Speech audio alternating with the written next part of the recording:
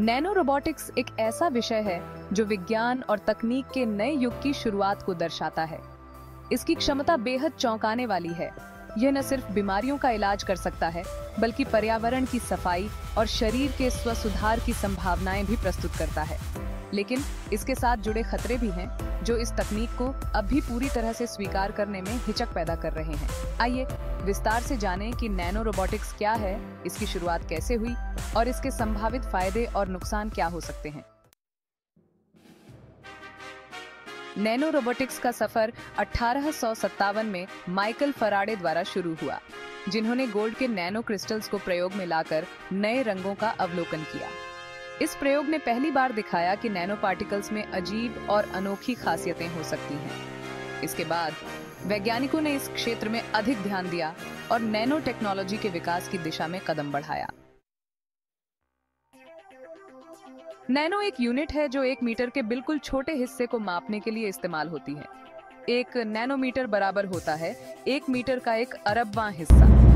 Nano technology यानी बहुत छोटे स्तर पर इंजीनियरिंग का मतलब है कि हम एटॉमिक या मॉलिक्यूलर स्तर पर चीजों को डिजाइन और निर्माण कर सकते हैं। नैनो रोबोट्स को बनाने के लिए फोटोलिथोग्राफी का उपयोग किया जाता है, जिसमें रोशनी और सिलिकॉन वेफर की मदद से छोटे-छोटे स्ट्रक्चर तैयार किए जाते हैं।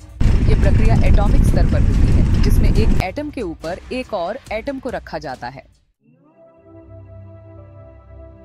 स्वास्थ्य और चिकित्सा। नैनो रोबोट्स शरीर के अंदर जाकर कैंसर जैसी बीमारियों का इलाज कर सकते हैं। ये दवा को सीधे टारगेट सेल्स तक पहुंचा सकते हैं और स्वस्थ कोशिकाओं को नुकसान नहीं पहुंचाते। पर्यावरण संरक्षण। नैनो रोबोट्स हवा और पानी में प्रदूषण को साफ करने की क्षमता रखते हैं। ये प्रदूषित तत्वों को अवशोषित कर सकते हैं या उन्हें नई यौगिकों में बदल सकते हैं। Smart materials. नैनो टेक्नोलॉजी के इस्तेमाल से अत्यधिक मजबूत और हल्के सामग्री बनाए जा सकते हैं।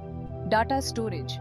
डीएनए में डेटा स्टोर करने की क्षमता को बढ़ाया जा सकता है, जिससे हम बहुत बड़ी मात्रा में डेटा को बहुत छोटे स्थान पर स्टोर कर सकते हैं। दिमाग से नियंत्रण।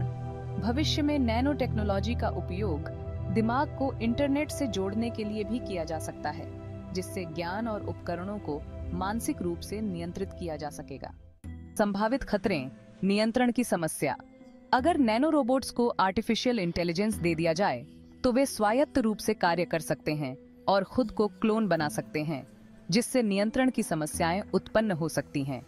गोपनीयता और सुरक्षा।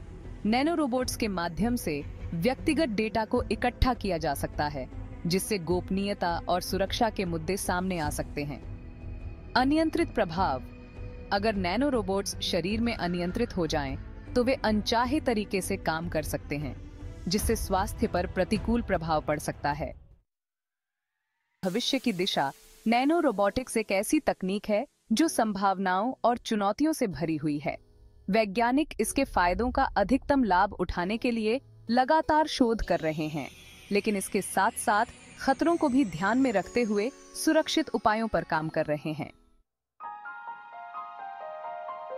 अंत में नैनो रोबोटिक्स के भविष्य को लेकर आशा और चिंता दोनों है।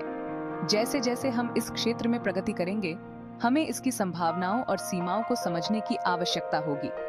उम्मीद है कि यह जानकारी आपके लिए उपयोगी रही होगी। इस तकनीक के बारे में आपकी क्या राय है? कृपया कमेंट में बताएं।